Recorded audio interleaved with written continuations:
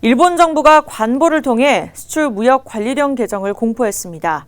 이로 인해 우리나라는 일본의 백색 국가에서 완전히 제외된 것인데요.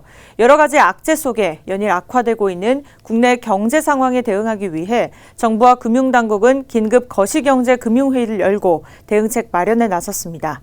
산업팀 조준혁 기자와 함께 자세한 이야기 나눠보겠습니다. 네, 결국 일본이 칼을 꺼내드렸습니다. 정확하게 일본이 어떤 조치를 내놓았을까요? 우선 지난 2일 있었던 일본 강요회의에서는 우리나라를 백색 국가에서 제외하는 법령 개정안만 의결됐었습니다. 오늘 구체적인 시행령이 관보를 통해서 공포됐는데요. 이에 따라 앞으로 21일 뒤인 오는 28일부터는 일본 정부 판단 하에 무기개발 등에 전용될 우려가 있는 품목들은 별도의 수출 허가를 받아야 합니다.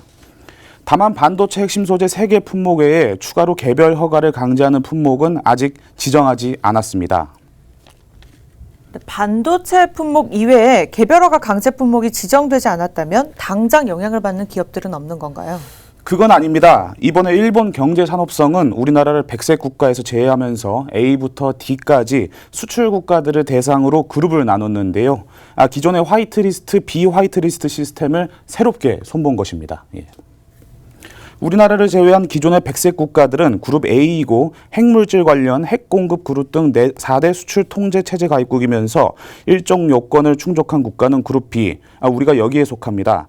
북한과 이라크 같은 업무상 신뢰도가 극히 낮은 국가들은 그룹 D, 나머지 국가들은 그룹 C로 분류됩니다.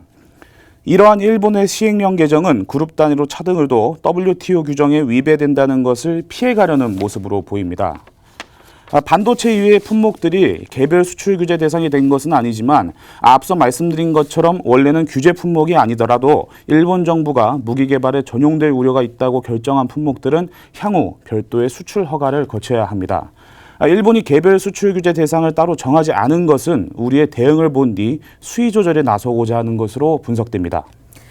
네, 그렇다면 청와대와 또 정부 여당 차원에서 나온 구체적인 대응 방안이 있을까요? 예, 그렇습니다. 청와대는 긴급 국민경제자문회의를 통해 대응 모색에 나섭니다. 문재인 대통령은 오는 8일 국민경제자문회의 전체 회의를 주재하고 일본의 수출 규제 대책에 대한 학계와 현장의 의견을 들을 예정입니다. 특히 이번 사태를 계기로 여당인 민주당은 일본이 추가 품목 확대를 할 수 있는 여지를 열어둔 만큼 이미 준비된 관련 분석대로 대응에 나선다는 입장입니다.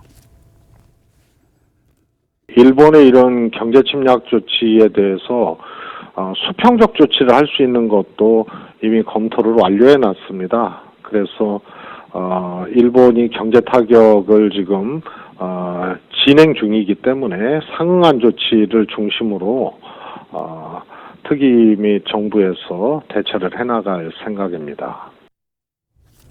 네, 그렇다면 기업들 사이에서 논의되고 있는 대응 방안이 있을까요? 대안이 없지는 않다는 것이 재계의 반응입니다. 자율준수 무역 거래자 제도를 활용하면 기존과 같은 포괄 허가 적용을 받을 수 있는데요. 이 제도는 약칭 CP 인증이라고도 불립니다. 일본의 전략물자 수출 기업이 일본 정부의 CP 인증을 받아 수출 관리가 제대로 이루어지고 있다고 여겨지면 개별 허가 면제가 가능해집니다. 한국 기업들이 CP 인증을 받은 일본 기업과 거래할 경우 이전과 똑같이 3년 단위 포괄 허가 적용을 받을 수 있는 것입니다. 네, 일본의 경제 보복을 뛰어넘어서 경제 침략이라도 할 수 있을 것 같습니다. 지난주에 국내 증시도 요동을 치면서 비상이 걸린 상황인데요. 정부도 대책 마련에 나섰다고요? 네, 그렇습니다. 정부는 어제인 6일 컨틴전시 플랜을 준비하고 있다고 밝혔는데 7일인 오늘 이 비상계획을 전격 가동하기로 했습니다. 정부와 금융당국 주재로 긴급회의도 열렸는데요. 관련된 내용은 김수현 기자가 취재했습니다. 홍남기 경제부총리가 7일 오전 서울중구은행연합회관에서 긴급 거시경제금융회의를 열었습니다. 이주열 한국은행 총재, 최종구 금융위원장, 윤석헌 금융감독원장 등 경제수장들이 모두 참석했습니다. 부총리와 한은 총재가 참석한 거시경제금융회의는 지난 2017년 북한의 6차 핵실험 이후 처음입니다. 정책 당국의 기관장들이 엄중한 상황 인식을 공유하고 유기적으로 협력함으로써 향후 발생 가능한 상황에 대해 비상한 각오로 빈틈없이 대응해 나가고자 오늘 회의를 개최하게 되었습니다. 정부는 앞으로의 상황을 냉철하게 주시하며 시장 안정을 위해 총력을 기울여 나갈 것입니다. 정부는 국가적 위기 상황 시 사용되는 비상계획 컨틴전시 플랜 가동을 선언했습니다. 상황에 따라 증시 수급 안정 방안, 자사주 매입 규제 완화 등 가용 수단을 총동원해 대처하기로 했습니다. 특히 공매도 규제 강화는 즉시 시행합니다. 공매도 규제를 강화하는 방안에 대해서는 검토를 충분히 마쳤고 언제든지 시행할 수 있도록 지금 준비해놓고 있습니다. 외환시장의 변동성 확대에 대해서는 지속적으로 모니터링하는 한편 과도한 쏠림 등에 의해 시장 불안이 발생할 경우 선제적으로 시장 안정 조치를 한다는 방침입니다. 또 하반기 투자 수출 등의 회복에도 힘을 쏟겠다고 밝혔습니다. 이를 위해 8월과 9월 2달 동안 추경 예산 75%를 신속 집행합니다. 또 하반기 진행 투자 사업들이 차질을 빚지 않도록 애로사항을 듣고 해결한다는 방침입니다. 박스뉴스 김수현입니다. 앞서 보신 것처럼 대한민국 경제정책의 사령탑격인 홍남기 부총리와 금융기관 수장들이 함께 모이면서 현 상황을 둘러싼 다양한 우려와 해결책을 묻는 기자들의 질문도 이어졌습니다. 관련 내용은 도혜민 기자의 리포트 보시고 이야기 이어나가겠습니다. 우리 경제에 미치는 파급력은 상당히 제한적일 것이다. 홍남기 경제부총리는 일본발 금융규제에 대해 단호한 입장을 밝혔습니다. 국내 금융시장에서 일본계 자금이 차지하는 비중이 적어 정부가 대처할 수 있는 수준이라는 겁니다. 일본계 자금이 우리 여신 시장이라든가 채권 시장이나 주식 시장에서 차지하는 비중이라든가 그와 같은 사태가 있었을 때 정부의 대처 역량을 따져볼 때 그러한 상황까지 가지는 말아야 되겠지만 가더라도 우리 경제에 미친 영향은 굉장히 제한적이고 충분히 대응할 수 있는 역량을 갖고 있다고 저는 판단을 합니다. 이 자리에선 기준금리 추가 인하 가능성도 시사됐습니다. 한국은행은 일본의 수출 규제가 3주차에 접어들었던 지난달 18일 기준금리를 3년 1개월 만에 인하했습니다. 당시 이주열 한은 총재는 올해 안으로 기준금리를 더 내릴 수 있다고 말한 바 있습니다. 최근 미중 환율 전쟁이라는 악재가 겹치면서 일각에선 금리 인하를 통한 경제 부양 필요성이 대두됐는데 여기에 대해 이 총재는 상황 변화에 따라 통화 정책적 대응을 고려하고 있다며 즉답을 피했습니다. 상황 변화에 따라서 필요하면은 어떤 통화 정책적 대응을 고려해 볼 수 있다.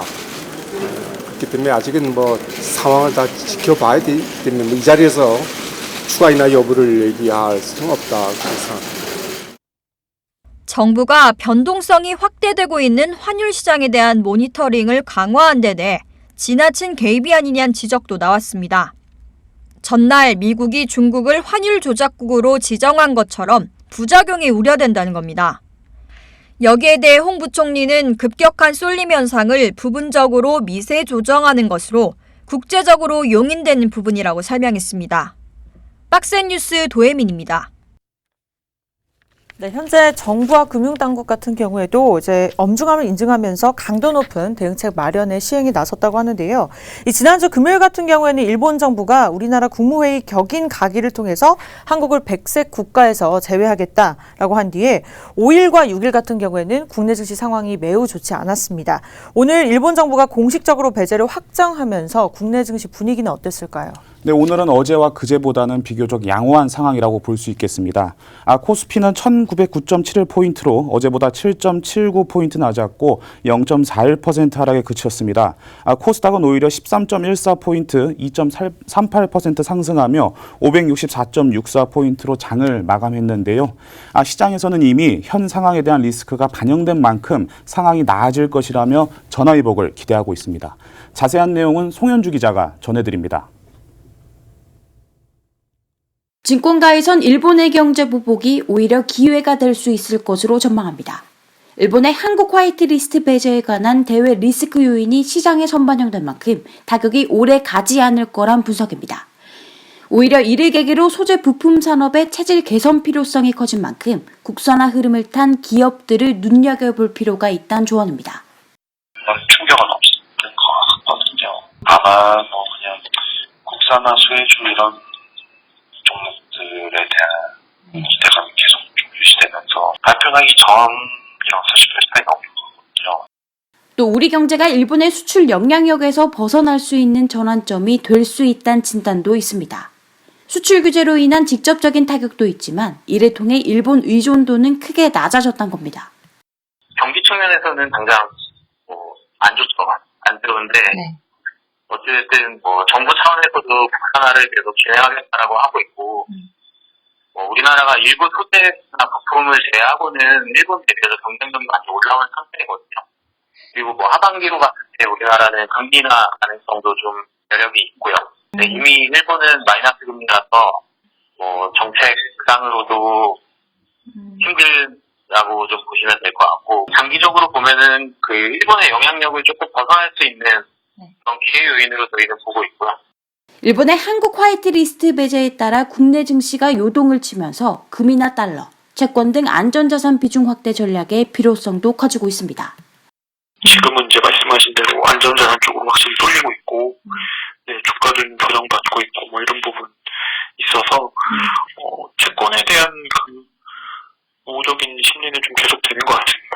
만약에 채권 쪽에 비중이 좀 많다면 이거 좀 조절해야 될 시기도 좀 고민해야 될 시점이 좀 오는 것 같아요. 전문가들은 현 상황에 대해 일단 좀 더 지켜보면서 위험 자산 확대보다는 안전자산에 대한 투자를 늘리는 데에 중점을 두라는 조언. 일본의 경제 보복이라는 리스크가 투자자에게 전화위복의 기회가 될 수 있을지 주목됩니다. 박스뉴스 송현주입니다.